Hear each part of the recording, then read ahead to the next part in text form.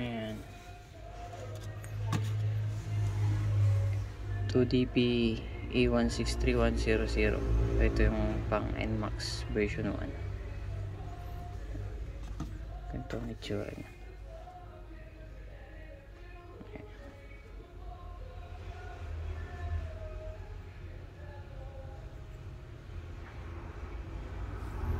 Ito naman yung sa pang version 2 na NMAX BK6 E163110.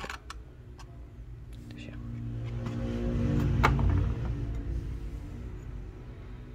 Ayan.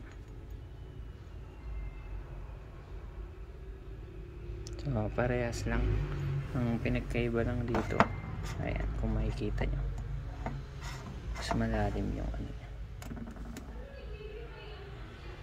Ayan. So pwede rin itong gamitin sa mga version 1 salpak na ito.